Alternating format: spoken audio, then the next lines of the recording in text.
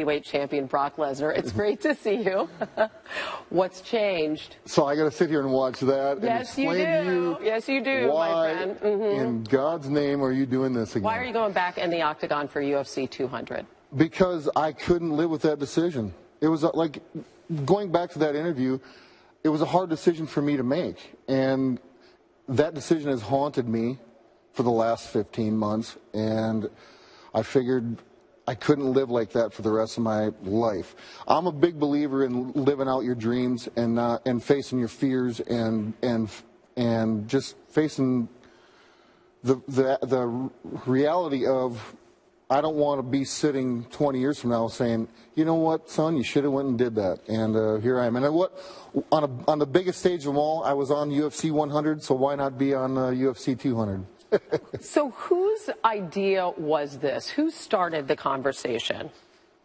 This is very simple. This was me sitting having a cup of coffee at my farm in Canada and thinking I'd waking up every morning and feeling this feeling of, was that the right decision? Was that the right decision? When did you start feeling this way? Right, immediately? Immediately, as a matter of fact, immediately, yeah. And I didn't even tell my wife. I told nobody. This thing haunted me on the inside for a long time.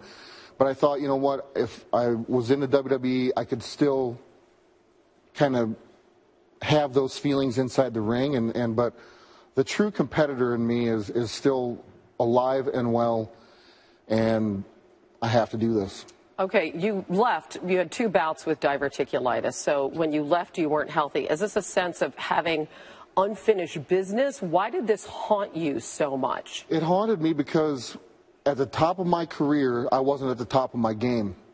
So I felt like I was cheated out of my career in the UFC. I didn't lose in my mind and in my heart. I never lost to a foe. I never lost to my opponent. I lost to the diverticulitis. That was my opponent that beat me. Other people may have other thoughts and say other things about the way I performed. My performance was due to the illness, and absolutely yes. I'm sitting here today. I feel 1,000%. I wouldn't get in the octagon if I didn't. I'm not a second guesser. The only thing I second guessed was my decision of stepping away from the octagon. I know it's been a long time, but I feel great. I don't have to fake it. I'm not faking and telling anybody that, you know, I'm in the greatest shape of my life or something like that. This is for real. This is for real. I'm so excited, and I'm glad with my decision. So who's your opponent going to be on July 9th? I think he just signed the contract as we were walking in here. I was coming in here, and he hadn't signed it yet, but I do believe that it's done and it's official. And on July 9th, UFC 200, I'll be facing Mark Hunt. Mark Hunt. Okay, 42 years old, 8th ranked heavyweight in the UFC. Why Mark Hunt? Why not? Well, it could be anybody. I didn't care. That's how simple it is. You mean you didn't have any say at all in who your opponent was going to be? There was no. I didn't. I've never turned down a fight in the UFC. I've never walked away. I'm not the guy. Even when I was a champ, I never turned down a fight. And even when I was fighting to be the champion, I never turned down a fight. If Dana White called me and said, "You have opponent X, Y, and Z. Who do you want?" He never gave me those options. This is a guy that we want you to face. I said, "Great." That's what I'm going to do. Fine with me. Guy made his UFC debut in 2010, 7-4-1 record, won each of his last 2 fights by knockouts. His last loss came in May of 2015. How do you match up with him? Well, I'm a grappler at heart. He's a heavy hitter, and I think that's what the people want to see. The UFC ultimately culminated because we're gonna put guys with opposing disciplines against each other. I think I match up very well. If Mark Hunt ends up on the ground, the fight's over. I've been working, obviously I need to work on my stand-up game, but I'm excited and enthusiastic of doing so. That's the difference. Can you walk me through this as a business deal? All right, so you're sitting on your farm, you're having these thoughts, you want to go back and fight again, you want to finish that chapter of your life, then who do you call? Did you call Vince McMahon? Did you call Dana White? How did these 2 entities come together to allow you to do this? It's very simple. Nobody called me. It wasn't nobody else's idea. Dana didn't pick up the phone because somebody we need to fill a spot. Because Conor McGregor isn't going to be there. Ronda Rousey's not going to be there. It's obviously a huge UFC 200 is huge. That was not the scenario. No, it was not. I picked up the phone. It was me. I don't even remember. It's been 3 months ago. But it's taken some time for things to play out. Right. But I just said, what are the chances of having Brock Lesnar on the card at UFC 200? And we got together. You know, obviously I'm still under contract with WWE. So what was their response to this? Well, you just go in and sit down and have a big boy conversation with the boss, Vince McMahon, and it's simple. It's big business. It's billionaire business, and I'm big business. So why the hell wouldn't anybody want Brock Lesnar involved? So.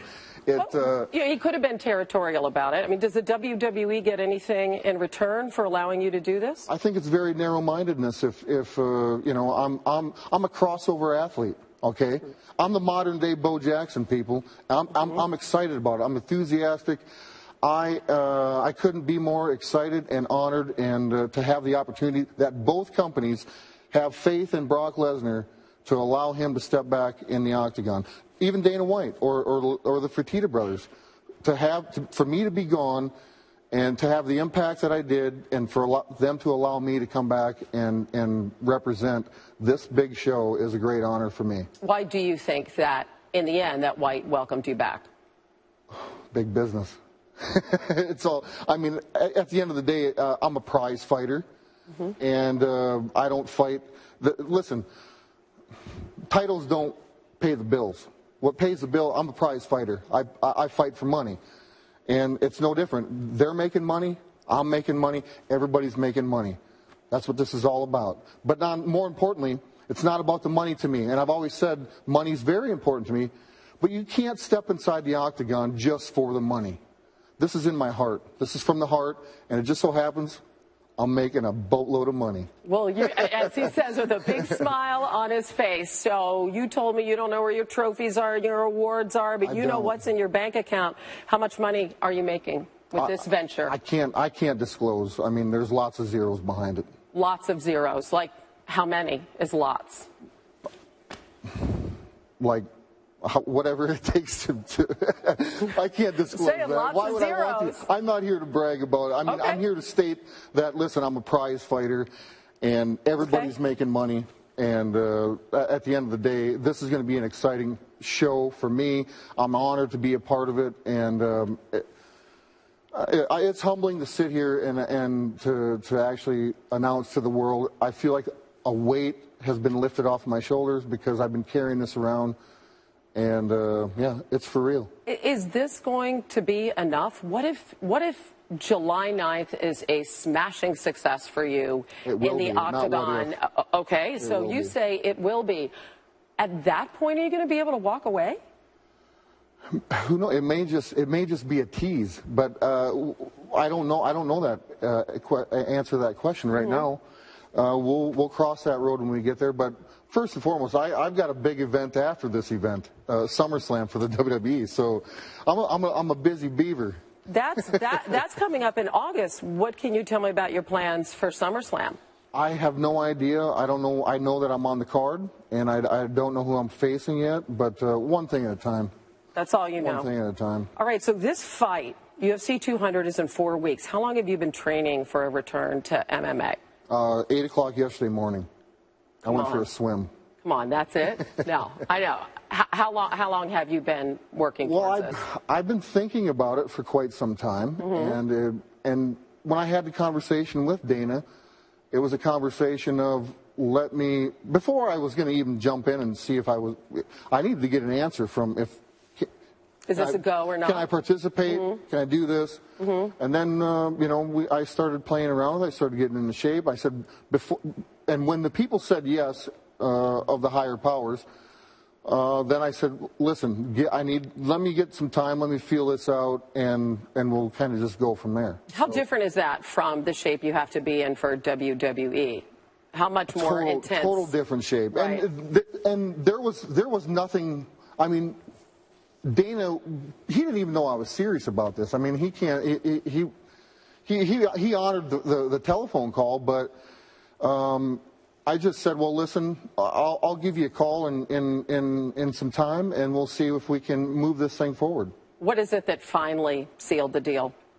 For just making sure that everybody was on the same page, and number one, my health and my well-being, and where was my mind when everything got finalized. I need to ask you about another story that's been out there, and it's been a huge story about Ariel Helwani. Covers the UFC and MMA, and said he was banned for life from the UFC for breaking the news of your return. What's your reaction to that story? I don't even know who that is. Okay. You've not heard about that? I don't do Twitter. For those of you that know, I don't follow it.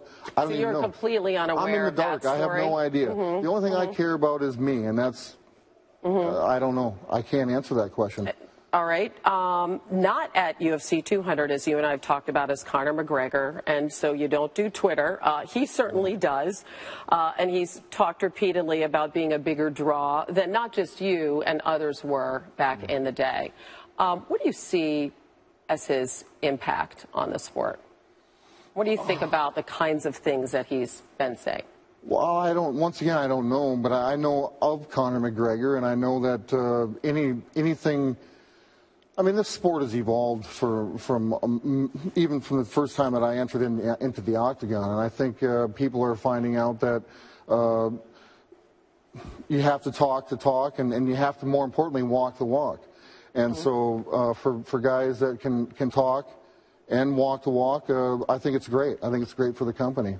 I got no qualms with anybody. I mean, if somebody wants to state that they're the biggest pay-per-view draw in the world, I don't care. I've never came out and said, "Hey, listen, I hold the most pay-per-view buys." I don't.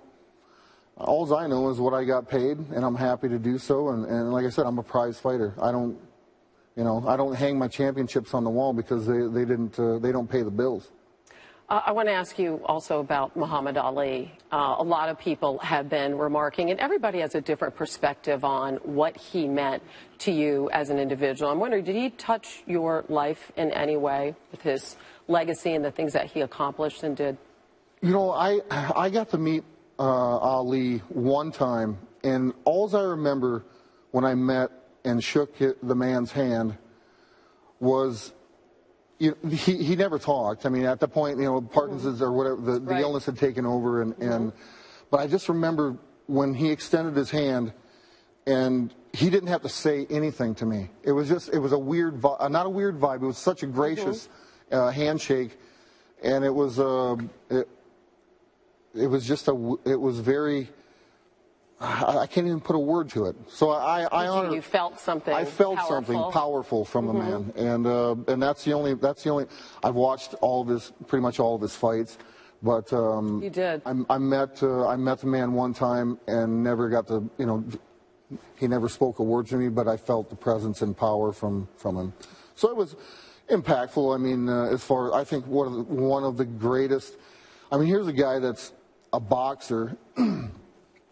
Who is selling tickets, talking the talk, and getting in the ring and walking the walk. And he set the stage for.